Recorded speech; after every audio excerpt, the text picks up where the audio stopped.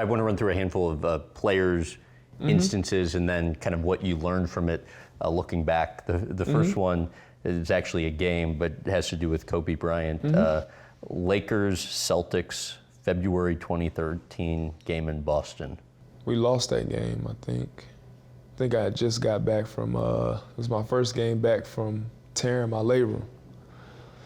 That was a very tough game. For one, you know, looking back on it, I shouldn't have played, but I think I allowed what was being said in the media, you know, and the whole circus around that season affect my judgment, you know. Playing with a torn labrum is no joke. There's a lot of guys who have surgeries, they miss a whole season.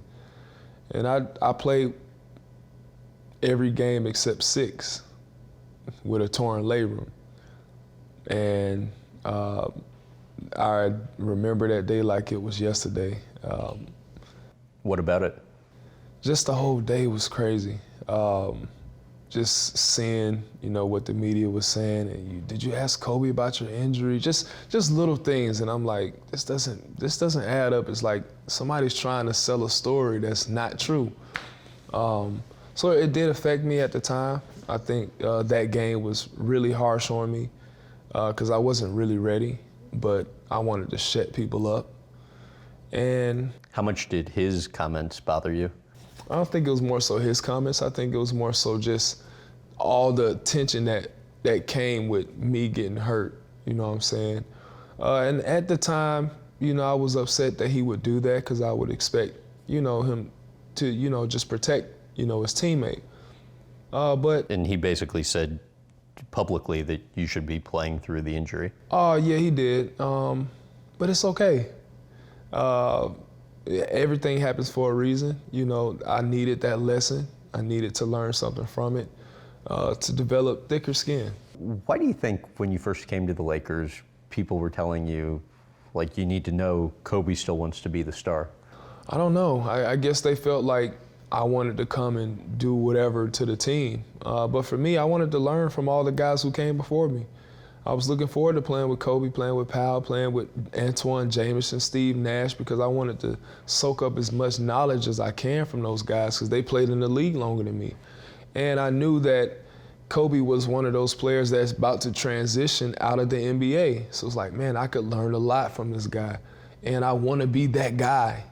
You know, when he leaves, I want him to be able to say, Dwight here, you know, take over. You know, and that's all I wanted. You know, I just wanted to learn, you know, soak up as much knowledge as possible.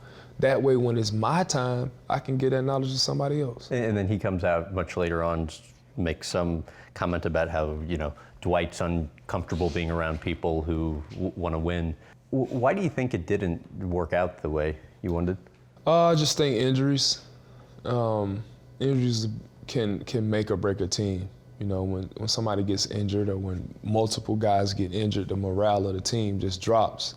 And I think that's just what happened. You know, then you add the circus of playing for the world's most famous team. You add that part in, you know, and the fact that we weren't winning like everybody expected. You know, it was just crazy from that standpoint. But overall, man, I enjoyed playing in LA. I enjoyed playing in the Staples Center. I thought the fans were really good. It was a lot of fun. You know, I remember hitting a 3-1 game and the crowd going crazy, and I just ran down the court like, I hit a 3, and they was just going crazy. So I enjoyed my time there. And I enjoyed going back when, you know, when they boo me and stuff like that. You know, I enjoy it. I do. It's not like, you know, I don't take it as something bad, but what about that first time when you were playing against him again? It was no problem. He had some choice words. He did, but, you know, I understand, like, what his mission probably would be. That's just to get in my head. And at the time, I allowed him to. And I had to learn from that lesson. Yeah, not, you know, just allow all that stuff to roll off your back. Just keep going. You know the punches come. You know people gonna say this and that. And try to affect what you are doing on the court. And at that time, I did allow it to affect me. And I'm a lot better now. And how do you get in a place where you're able to more comfortably You just gotta take it or let stuff rile you up.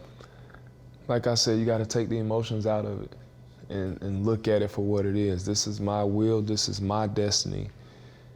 Nothing else matters. No matter what you say, what he says, what anybody says. You know, you just have to be who you want to be and live that way and play that way and not allow somebody's projection, what they're projecting on you, to affect who you are.